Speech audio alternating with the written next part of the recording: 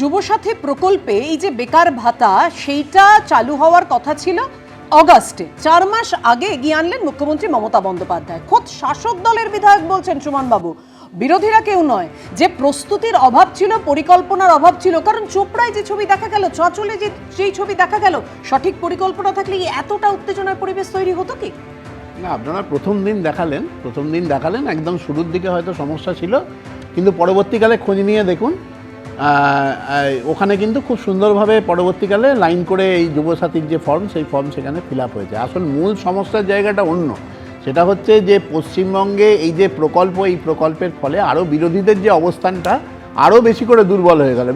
বিশেষত এই মুহূর্তে যারা নিজেদেরকে প্রধান বিরোধী দল হিসেবে বলে, সেই বিজেপি আরও ক্রমশ কোণঠাসা হওয়ার দিকে এগোচ্ছে। এখন এই যুবসাথী প্রকল্পের যে 1500 টাকা করে প্রতি মাসে পাওয়ার যে প্রক্রিয়া, সেই প্রক্রিয়া যত তাড়াতাড়ি শুরু হবে, খুব স্বাভাবিকভাবে চাপটা তাদের ক্রমশ বাড়বে। আপনি একটা জিনিস ভাবুন যে এই মুহূর্তে পশ্চিমবঙ্গের সাধারণ মানুষের জন্য 100টা প্রকল্প, 100টা জনদরদী প্রকল্প রয়েছে।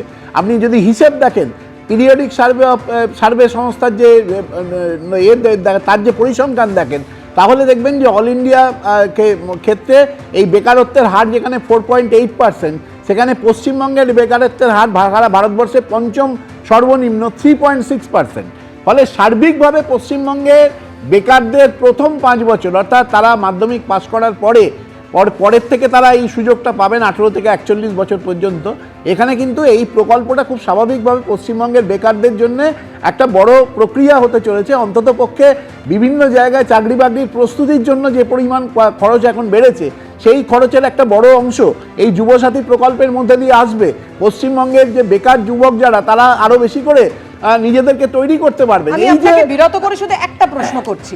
আপনি বললেন প্রস্তুতির, মানে যে যার বয়স 37, 38, 39, তিনিও চাকরির প্রস্তুতির জন্য এই বেকার ভাতার সুবিধা পাবেন, মানে 40 অবধি তো 41 পর্যন্ত পাবে। কতদিন অবধি ব্যাপার হচ্ছে যে 40 বছরে আপনার সরকারি চাকরির যে সেটা 40 বছর পর্যন্ত লিমিট রয়েছে। কিন্তু ধরুন, শুধু তো আজকের মানুষ তারা তো শুধু সরকারি চাকরির উপর নির্ভরশীল না।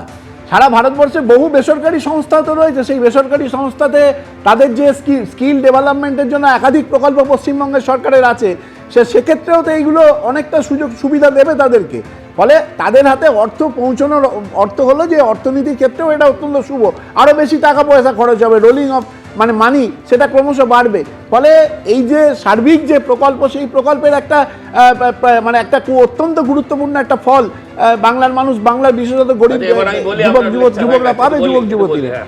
মানে নিজে থেকেই নিয়ে নিচ্ছ, মানে তোমাকে বলার আগেই না সঞ্চালনাও কি তুমি করছো নাকি? বেশ আমি এখান থেকে এবার সজলদার কাছে যাব। আমি আসবো। হ্যাঁ, সুমনদা আপনি বলেছেন এবার গাজওয়াড়ি নাকি এটা? আমি এবার সজলদার কাছে যাব। সজলদা, মানে সুমনদা যেটা বলছেন যে প্রচুর স্কিল ডেভেলপমেন্টের প্রকল্প রয়েছে সরকারের, সেক্ষেত্রে এখানের যারা বেকাররা রয়েছেন, অর্থাৎ এখনো যারা চাকরি পাননি, তাদের ক্ষেত্রে প্রচুর সুযোগ সুবিধা করে দিচ্ছে সরকার। তাহলে আপনাদের সমালোচনা করার জায়গাটা কোথায়? সমালোচনা করছি, সুমনদা একটু আগে বললেন যে এই প্রথমে একটু হ্যাপাজার্ড হয়ে গেছিল, পরে সব ঠিক হয়ে গেছে। উনি তো গেছিলেন ওনার ছেলেকে নিয়ে ওই প্রকল্পের জন্য লাইন দিতে। ফলে উনি ভালো করে জানেন, উনি ওনার ছেলে, স্ত্রী, পরিবার, আমি আমার স্ত্রীকে বলেছি, আমার ছেলেকে বলেছি, তোরাও বাবা চলে যা। আমার বউ বললো আমার 41-এর বেশি হয়ে গেছে, তাই আর হবে না। আমি ছেলেকে বলছি লাইন দিয়ে নিয়ে নে। কী করবে? টাকা নেবে না কেন? টাকা না নিলে এই টাকা তো অন্যরা নিয়ে নেবে, পার্থর ভরি আরও ফুলে যাবে। আমি বলছি রাজ্যের বেকার কমে গেছে, তো কমবেই তো। রাজ্যের বেকাররা তো অন্য রাজ্যে চলে গেছে, ফলে বেকার সমস্যা এখানে কমে গেছে। এটা তো খুব স্বাভাবিক। একটা লজ্জা হওয়া উচিত মিনিমাম। আমি মানে সামনাসামনি বসলে দেখতে পারতাম তৃণমূলের লোকগুলোর চোখে লজ্জা আছে কিনা। একজন অধ্যাপক হয়ে এই ধরনের কথা বলে যে মানুষের হাতে ক্রয় ক্ষমতা বাড়বে। ঠিকই তো, বাড়বে তো। মদের দাম বাড়ানো হয়েছে, আর এখানে ডেলি 50 টাকা করে হিসেবে সে বাড়তি পাবে। হ্যাঁ, তো সে মদটা কিনতে পারবে। এই যদি অবস্থা হয়, আমি বলবো যে দিদিকে বলবো, দিদি 28 টাকার মদটা 25 টাকায় করে দিন। 28 টাকার মদটা 25 টাকায় করে দিন। এই যে বেকারত্বের জ্বালা, অন্তত দিনে 2টো পাউচ সকাল থেকে রাত অবধি তার নেশাটা কাটিয়ে সে ব্যথাটা ভুলে থাকুক। এই সমস্ত শিক্ষিত বড় বড় লোকেরা যখন এদের সমর্থন করে, তখন বুঝতে হবে সমাজ রসাতলে যাবার সময় এসছে। তখন বুঝতে হবে সমাজের শেষ অবস্থায় এসে দাঁড়িয়েছে। মানুষ চাকরি চায়, ওদেরকেই জিজ্ঞাসা করুন যে ওরা কোনটা চায়। হ্যাঁ, পেলে কেন নেবে না? হরি লুটের বাতাসা, সে তো যে পায় সেই লুটে নেয়, তো সেটাই লুটতে এসছে। কিন্তু ওদের জিজ্ঞাসা করুন যে ওরা চাকরি চায় কিনা, নাকি চাকরির পরিবর্তে 1,500 টাকা করে চায়। আমি জানতে চাই বাংলার মানুষের কাছে যে আর কত ঠকাবেন বাংলার মানুষদের, আর কত এই অত্যাচার চলবে। আপনি দেখেছেন যে এই বিশাল লাইন, এই বিশাল লাইন প্রমাণ করে যে পশ্চিমবঙ্গে শিক্ষিত বেকারের সংখ্যা কত।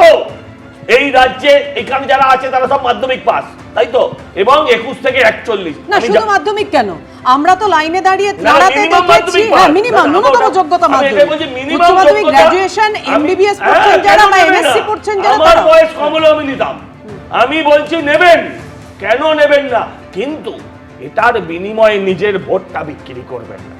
এটার বিনিময়ে নিজের ভোটটা আসল বিক্রি কথা করলে বেরিয়ে গেল। সারা জীবন আসল শুধু কথা হাতই বেরিয়ে পেতে গেল। থাকতে হবে। ভয়টা বেরিয়ে এই গেল। সুগন্ধা, কার ঘন্টা বেরিয়ে গেল? ভয়টা বেরিয়ে গেল, হ্যাঁ? ভয়টা বেরিয়ে আর গেল। তো ভয় তো, একদম, ভয় তাই তো। তো, ভয় তো, আরে মানুষ বিজেপির ভয়, যদি বিক্রি হয়ে যায়, বিজেপির ভয়, প্রলোভনে বছরে বিক্রি 2 কোটি হয়, চাকরির ভয় তো প্রতিশ্রুতি, ভয় তো বছরে 2 ভয়। কোটি চাকরির আরে ভয় তো প্রতিশ্রুতি, পাচ্ছি, প্রধানমন্ত্রী বছরে 2 কোটি আরে চাকরি দেবে, কোথায় চাকরির অবস্থা? আরে দূর ভারতবর্ষে কোথায়?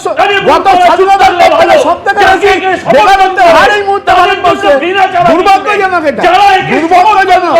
কর্মকুশলতা বৃদ্ধি, কেন্দ্রীয় সরকারের কর্মকুশলতা বৃদ্ধি 2023-24 সালে 28 লক্ষ থেকে সেটা আজকে 2025-26 কমে 1,23,000 চলে গেছে। এটা জবাব দিতে হবে। 30টা বললে উঠে চলে যাবো, এটা জবাব দিতে হবে। 30টা বললে কান ধরে উঠে চলে যাবো। জবাব দিতে হবে বললাম তো এটা। বাপের বেটা হলে 30টা বলুন, কান ধরে উঠে চলে আরে যাবো। জবাব দিতে হবে জবাব এটা। জবাব। এবিপি আনন্দ, এগিয়ে থাকে, এগিয়ে রাখে।